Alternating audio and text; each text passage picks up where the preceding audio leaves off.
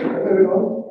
So today we are pleased to welcome Nikolaev from the IETR Rennes, and he's a senior scientist at CNRS, and his research focuses on the theory and the engineering of bioelectronics for precise monitoring and diagnostics and also therapies. And today we're doing 1 hour about all these strange works. So we have this short time. Thank you very much, Billy, and thanks everybody for being here. Thank you so much for inviting me here. It's a great pleasure to talk to you. So my topic today is about wireless strategies for battery-free neuro and bioelectronics. My name is Dennis, and I work at IETR. And actually, my mission there, my studies are to bridge the gap between wave physics and wireless technology and biomedical engineering. So just a little bit about how I got there. So first, after doing my studies in Ukraine, I did a few years in the industry. I started in the research, working in the University of Pennsylvania as the research engineer, working on numerical methods formulations for wave physics and complex media. And then I applied for the first time during my PhD internship with these results to design of the 3D system and package systems. And then I started my PhD in collaboration with IETR, University of Pennsylvania, and also industrial collaborator, on wireless ingestible bioelectronics. then was the first postdoc on Neuro probes, it's like an extended version of NeuroPixels, if you know, at IMEC, and then we be a fellow to work on theoretical electromagnetics, and now for 4 years I am CNRS researcher at CNRS. So our lab located in Rennes in France, so some of you know very well the city, and we have different type of platforms, like here also, it's smaller lab I guess, but also we have about 7 to 9 anechoic chambers, reverberation chambers, a small clean room, also fabrication facilities, even a small airplane for the radar team to test their solutions. So in today's talk, I will quickly overview the context of wireless bioelectronics, then we will speak about the theory to better understand how we design successful wireless solutions for miniature devices, and then a few examples of engineering with maybe a special focus on the antennas and radio instructions, since those are the key components of the system. And finally, so wireless bioelectronics, it allows us to broadly interface with the living for medical applications or for clinical research, and it can provide many breakthroughs in medicine and also in the understanding of it. So today's applications like neural interfaces, pacemakers, adjustable devices, or drug delivery, they already save and improve thousands of lives. But the problem with most of the modern devices is that they are battery powered. If you want wireless functionality, we need batteries, and usually they occupy 50 to 90% of the space of the device, which is of course a big problem with miniaturization. Large devices could be easier rejected by the body, and it requires very complex surgeries to put them into place. For example, like for pacemaker, we have one part of the device, which is the stage which will be rechargeable, and then the leads go to the region of interest to provide the biomedical functionality. The same goes for the neural interfaces. We always have these two stages, so the devices are very invasive, and we usually use them if there is like no other way of treating this. Also, powering is a large issue. Batteries provide a very limited amount of power, so we are limited in the type of applications we can propose, and usually only simplest versions of biosensing and actuation can be provided. Of course, connectivity is the issue when the device is within the body. It's very hard to transmit the data on the outside. And actually, the vision of my team is to develop the technologies, the theory and technologies that will enable battery-free devices, long-lasting, miniature, because they don't have batteries anymore, and that can be implanted in a minimally invasive manner. So here is one of the scenarios of what we would like to achieve. One of the case studies of the project we are doing in my team is, for example, we can try to inject the device size of grain of rice using, for example, a microscopic-based injection or much more simple surgery. We will have a system that provides wave control for localize the device and shape the wavefronts in the optimal manner to maximize the power transfer efficiency to the device while respecting safety limitations. And then here is it's just an example of what we would like to do. If we can place the device close to the pancreatic nerve by backscattering from the device, actually, we can amplify for example, local potential of the nerve, and we can using this functionality to read out what happens actually around this region, and also by modulating the power that we transmit to the device, we can provide stimulation. So here is an example. We can do the closed loop neuromodulation of peripheral nerves, which is a bit of a holy grail in the electroceutical community. So to achieve this, in our team, we work in two different directions. So first, we would like to understand much better how waves perform, how waves interact with the complex medium of biological tissues. Based on this data, we also designed the optimal sources that will allow to achieve much higher efficiencies than today by understanding what is optimal parameters of radiation within the tissues. And this is done also, so we are not alone. We have very good collaborators in this topic to kind of address different issues where we are not experts.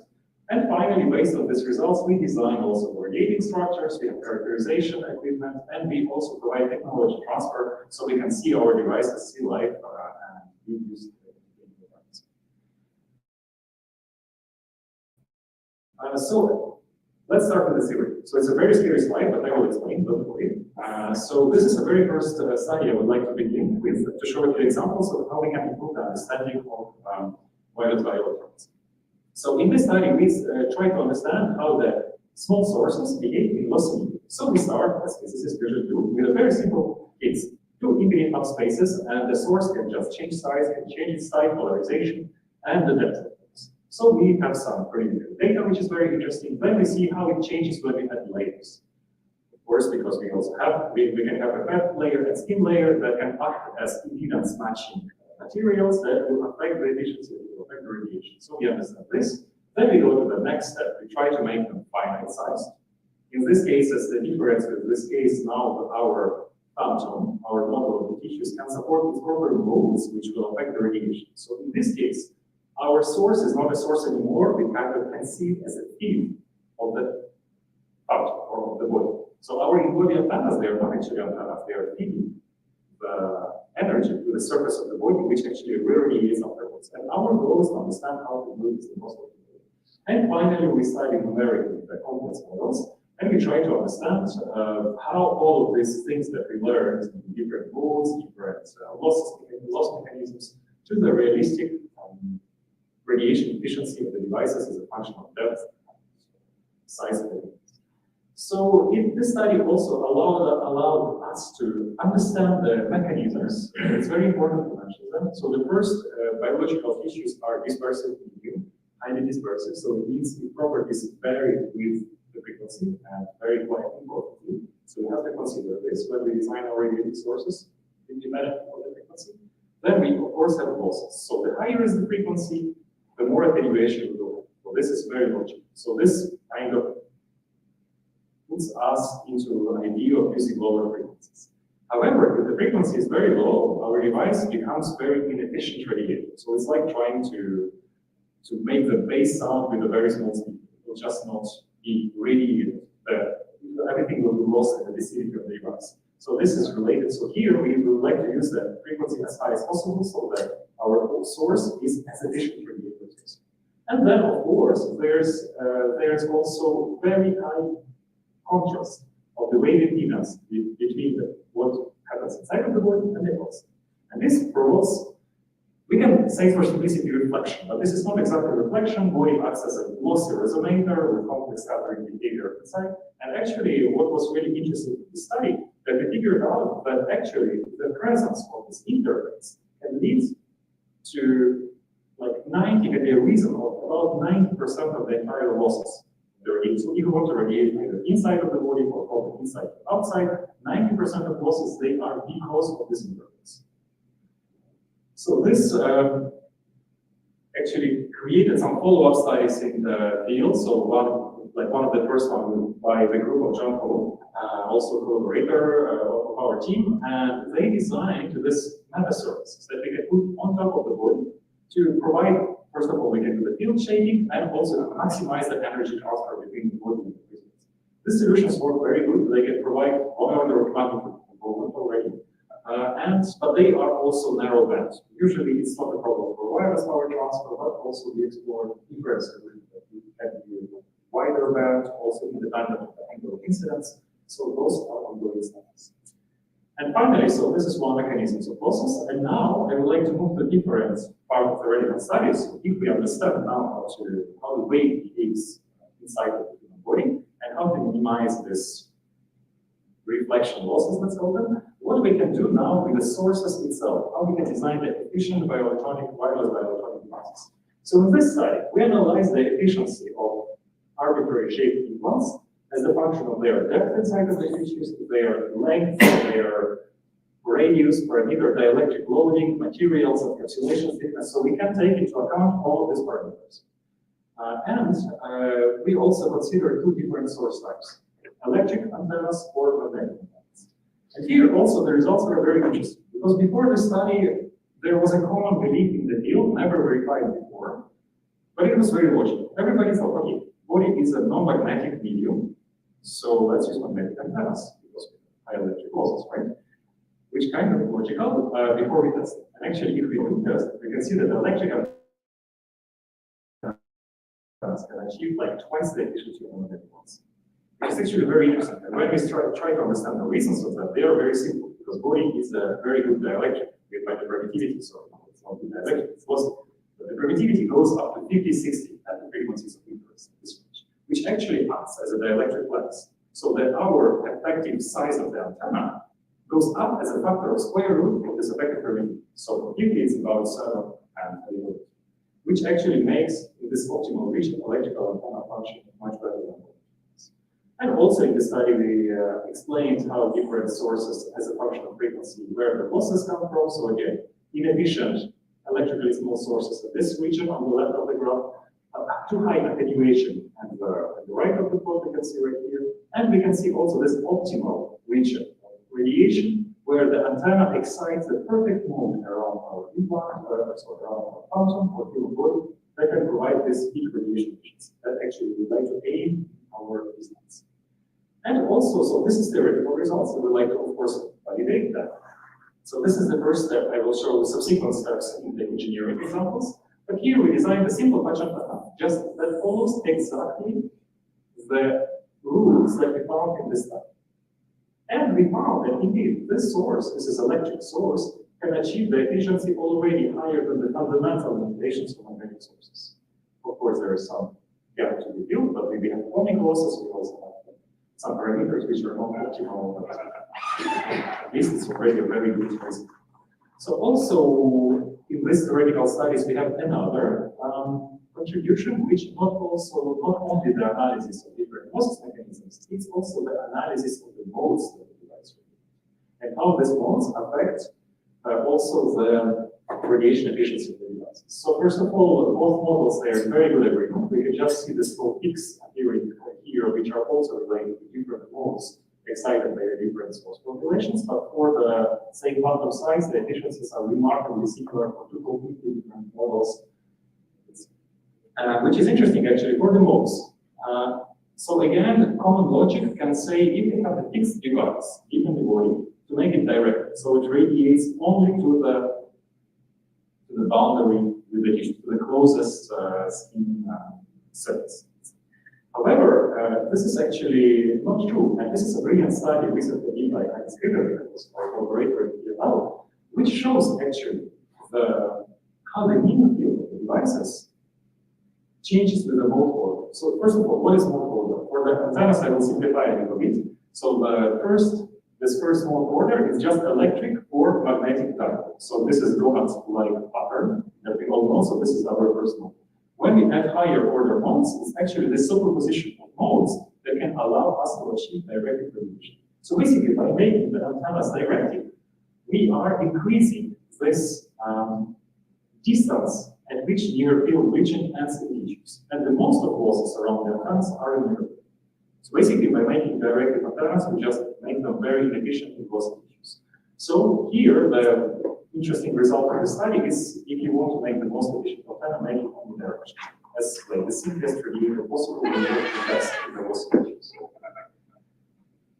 Now, a few words also about the current work of our group, how everything of this applies to a very specific case of wireless power. The difference with the radiation from the inside of the body is that when we would like to inject the power inside, is that we don't have to deal with the interface between the tissue and the air, because we can already match like ultrasound emitter, we can match our device to the biological tissues. So this is a work of my PhD student in Neuro, recently developed, and now it's also in our team. And he analyzed, first of all, the different types of solutions. So which one would be the most efficient for our vision of miniature battery-free in-body bioelectronics. So there are three different types of operation of wireless power transfer for bioelectronics. Near field is fantastic. If you have a large device close to the surface of the body, there is no matter of trying to improve this one. Efficiency is already very high. At this low frequencies, there is also almost no losses, attenuation losses associated with the higher frequencies. So yeah, this is very good. You can see very good efficiencies. Then we also, if we need to go very deep, far field, of course, we need to go very deep fields. However, what we are interested in is the field region. And also this is the topic of our work. And he asks the questions again, what are the sources of losses, how we can mitigate these losses, and based on this data, how we can design the optimal antennas and develop the tools to provide to the community to be able to have this wireless platforms for any type of magnetic. So this is an example of the study. We did the same. We started with very simple platforms, very simple models to understand the risk of the losses, and then we moved for a realistic case of powering, let's say, a small pacemaker, 2 millimeters in the size, 5 centimeters inside of the body. And here was another breakthrough results that we have found that actually, if we use that, even at the optimal frequency, if we use the state-of-the-art antennas that just provide normal antenna distribution, like a single antenna transmitters, we can see the fundamental bounds of what efficiency we can transmit in our case of the pacemaker.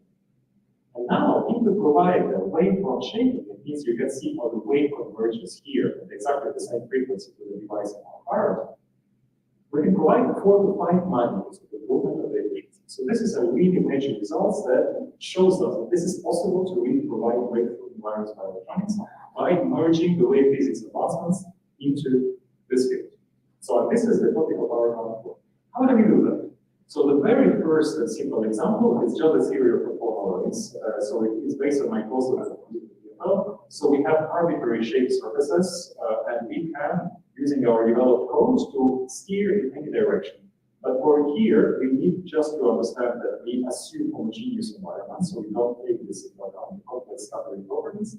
And it works still, as you can see here, since our focal spot is not too large enough.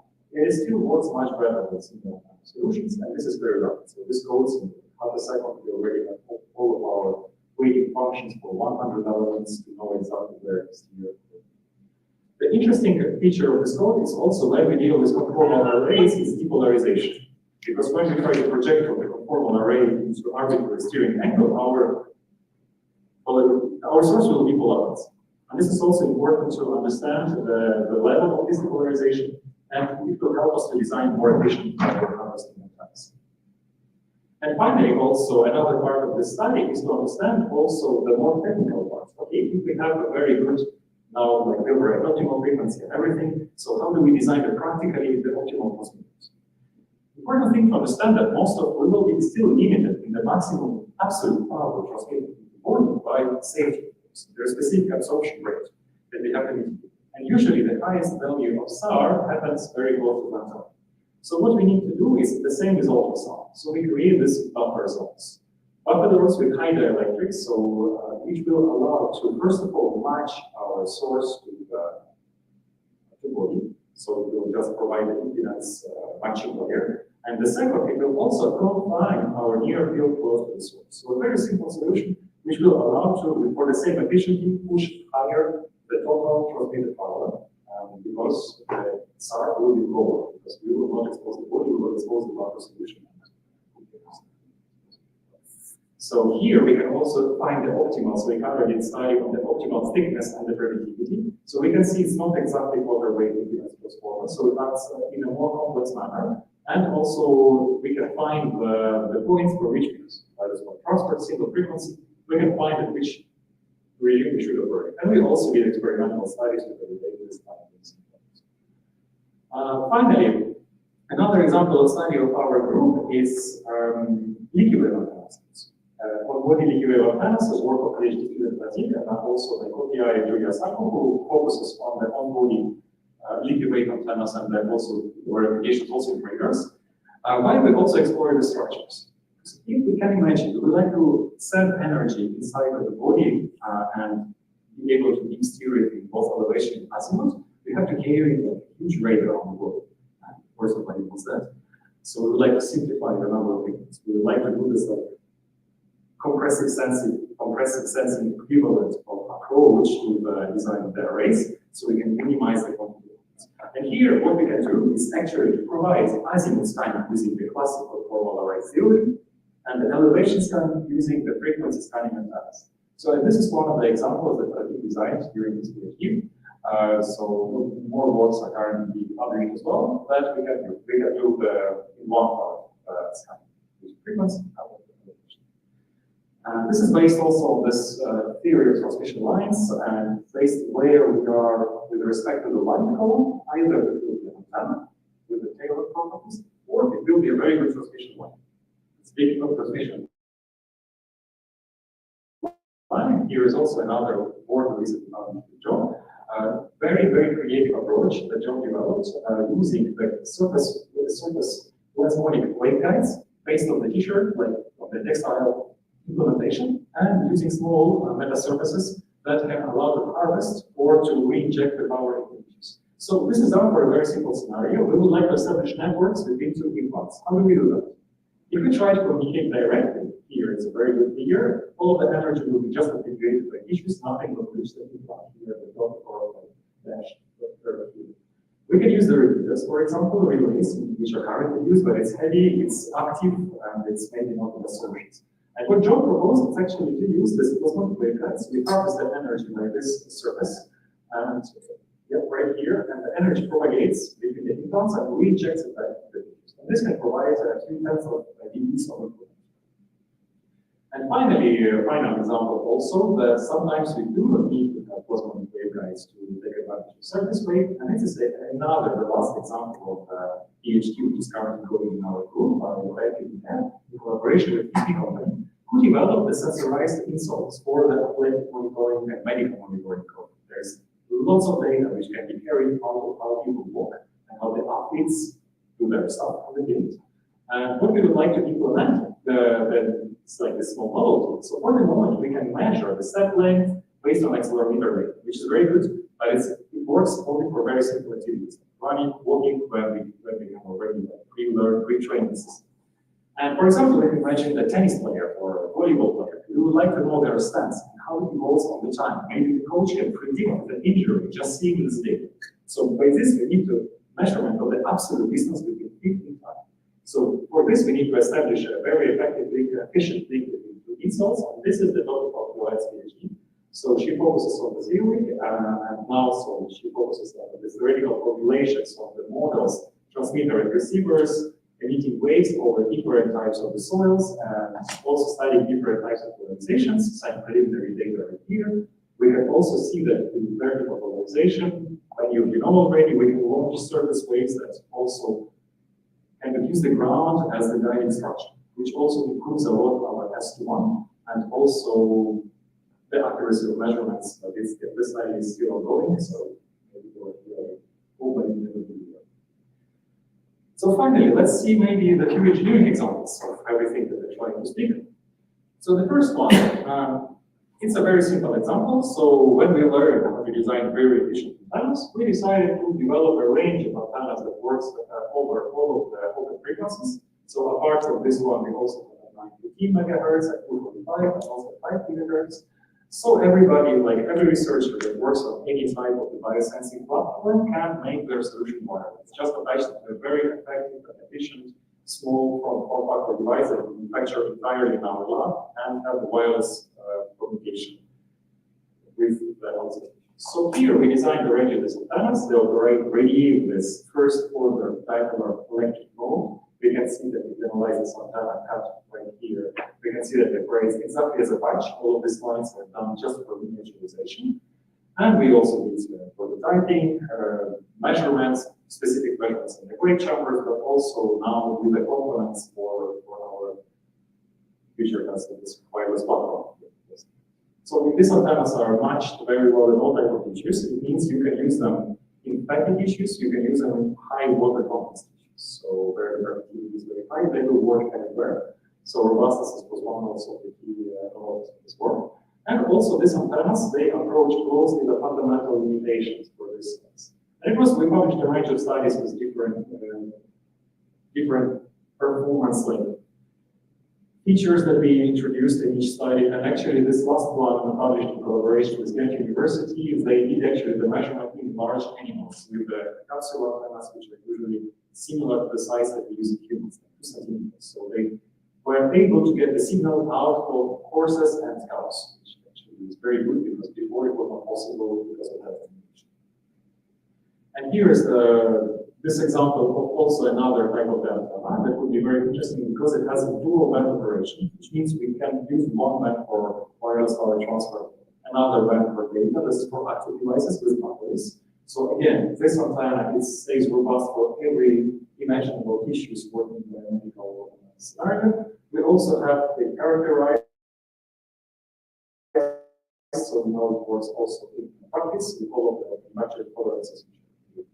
It's not industrial photolithography, it's laser ablation, and the antennas still stay very, very performant and close to the design performance. And here we implemented another very interesting feature, it's reconfigurability. So for example, it can serve for many different purposes. From the application point of view, let's say you have a fixed implant and a fixed receiver, and at some point, your zero of your radiation can be just aligned where your receiver is. And in this case, you have no signal. So what we can do by switching a very miniature diode on the implantable and this antenna, we can just rotate 15 degrees the pattern of that. So this is useful. But actually, what is even more useful is when we would like to use this wave physics approaches I was mentioning before. When we would like to focus our energy on the device, we need this device to perform some differentiation of its covering perception. And actually, this feature can also be used for this. We can discuss it later. It's quite heavy topic. And yet again, this device is both lens simultaneously approaches the development.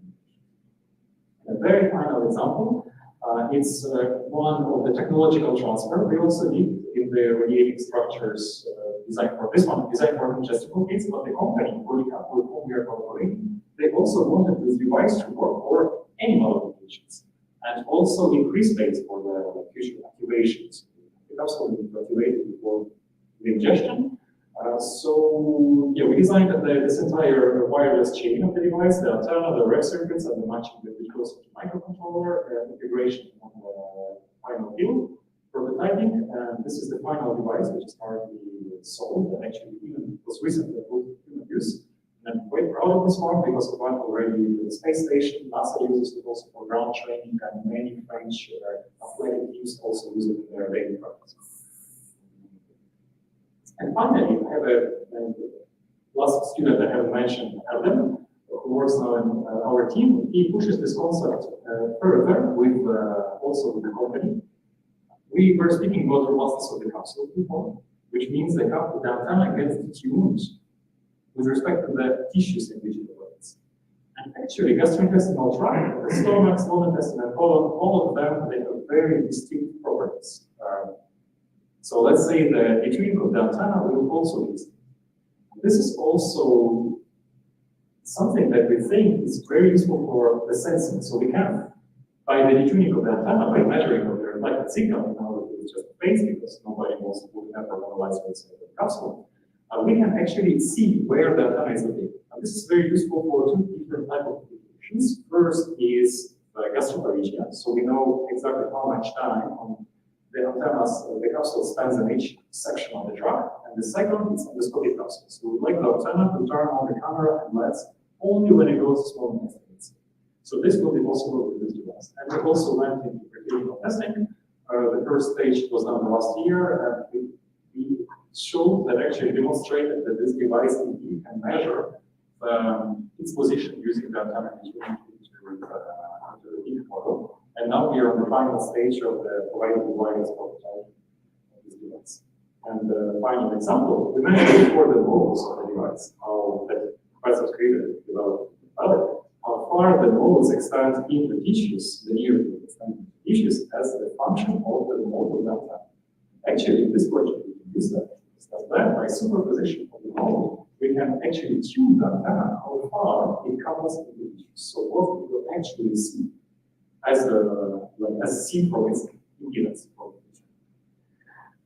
Yes, so that was it. So just to summarize, we saw some results on physics of wave propagation inside of the body. So I didn't speak much actually how do we focus fields. We can discuss this.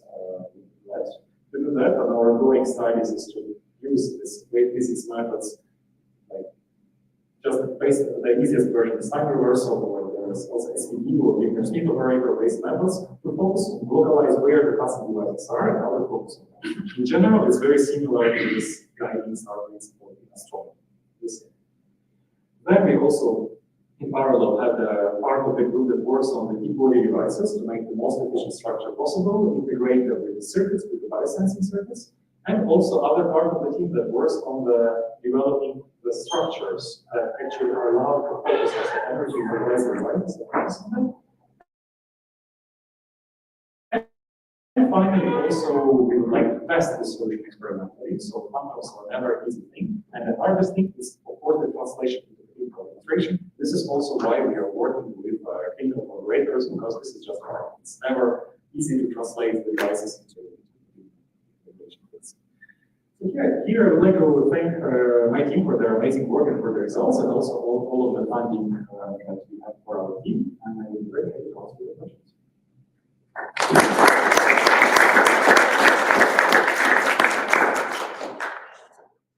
Thank you for the permission. So now, if you want to ask a question, please. Well, thank you for the approach. So I'm doing antennas that for telecommunication, and I was wondering, so you are taking the antenna inside the body, but the body is moving. And did you test how the budgeting, so the transmission will change if the body move and with the vibration, stuff like that? Or That's a great question. Of course, there is a big change. We can just easily lose or gain 10 dB of the signals because of the signal movement. Yes. So there are studies on this topic, but in our case, we actually, if we understand what are the mechanisms of losses and how to improve them, of course, our final efficiency will fluctuate in the body, but will fluctuate 10 dB better, let's say, than the state of the art. So we focus on the deterministic case, but which kind of takes into account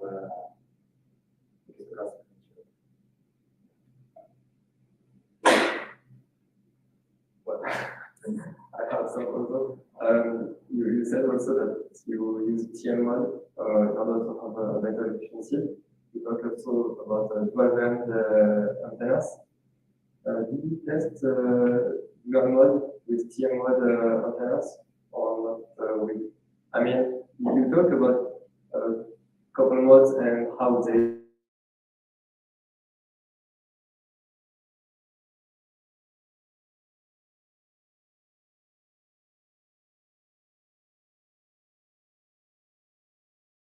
this, you will have two resonance with the same cavity, let's say. Did you try to do something like that or not at all? It's a bit different actually. So there are two different modes that I mentioned here. So EMT, it mentioned actually if you see the antenna on this axis, right here it's just a physical mode to understand whether we see magnetic or electric dipole. So like right here in this spot. So for example, when I spoke about modes, so just TM mode, when you see like that, it means this is electric antenna, TE means it's magnetic. Yes. And then I also mentioned spatial mode. So they're basically like spherical harmonics of them. So again, it's not the cavity modes. It's slightly different. So it just means like, yeah, again, you got dipole, quadrupole, and superposition of the shapes to achieve like some direct radiation. So, okay. Which I think here.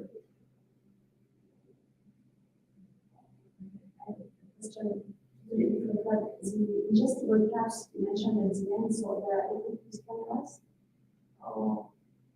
It can be, yes. So with the company, we are developing a few versions. One is the equipped with a temperature sensor. So another just measures where the capsule is. And the third one in the project is the endoscopic capsule. It's equipped endoscopic. Is there any issue related to the amount of data in the temperature of the images? Yeah, images. Some devices are already Medtronic was developed a new imaging that acquired by Medtronic, so they have 3 different versions of capsules, which actually vary the bit rate according to whether we would like to image esophagus or stomach for the entire tract. So it's low also, they have like 3 versions. Of course, it's not comparable to the classic wired endoscopes. The resolution is low, frame rate is low, so this is why the wireless powering and recharge is important, because we can provide better budget for these capsules. I also location with these capsules. So inside the capsule, there was not just an antenna, there was one controller and also parts. And I was wondering which part of the product conception was used to the map, which part was in the map. So how much all the capsules or the need for the capsules to communicate the outside? Yes, so usually for the communication, we are at levels of about 13 million. For the microcontroller, I can much it consumes. So it's the data sheet, but usually quite low, and also for the antenna capacity, usually what we do is a capacitor. So we are accumulating the power because the batteries are not able to discharge sufficient amount of power to radiate the signal. So I guess antenna consumes much more because we do need this capacitor. But it depends on the duty cycle, so it's difficult to answer. And how do you make for communication? Well, it's the protocol is managed by the microcontroller. So usually the transducts, and also for the applications. I might be wrong, I think for the humans, the capsule transmits every few seconds, maybe every 5 seconds. And for animals where we need, like, for example, for applications of research, we need to monitor animal for a few weeks, we make it like every 30 seconds. And also, you did a lot of simulation and experimentation of patterns. And did you assume in your evaluation that you were uniform therapies, or did you modelize it very? Yeah, everything, yes. So we always, even if we do some tests in 2D, we always have a 3D pattern as well, just to compare the results. Just computation is much more expensive. So, for example, to obtain curves like this time, we use numerical 2D patterns here, like our efficiency curves right here. But for this study, yes, so we actually plotted the efficiency in 2D using small curves with a very fine resolution range. To validate them, we like every few hundred of megahertz, we do the study with the pattern to show that indeed efficiency is over lambda, for example, and so it's better.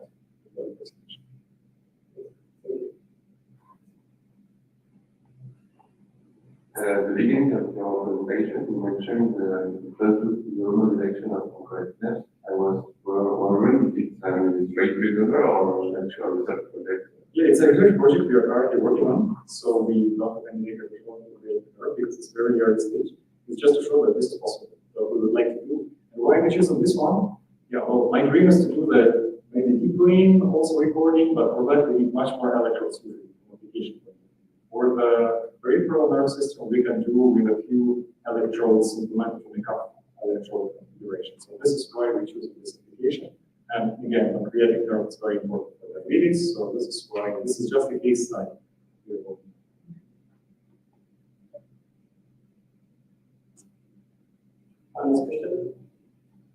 Well, just by curiosity, you mentioned 3 different antennas, like something like 400 something megahertz, 2 gigahertz. I believe that the bandwidth is free at those frequencies. How you choose the frequency? Because just it was free or something else? Yes, those are frequencies that we are allowed to use for medical applications. So there are ISM, industrial scientific medical band, there's the radio band, and there's also WMTS band. So some of these bands are allowed in one region, some not allowed in other regions. Yes, so that's why we post like all of them covering.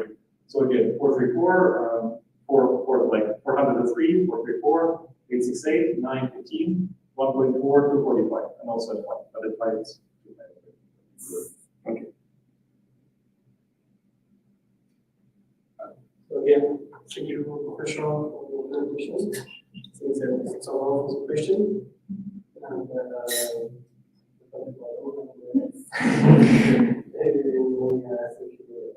Thank you very much.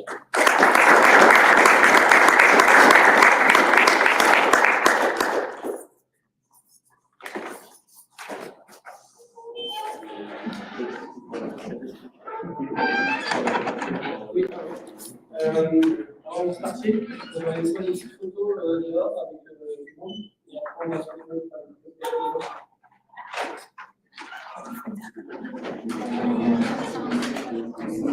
Oui, je te fous. Tu vois? Je pensais qu'on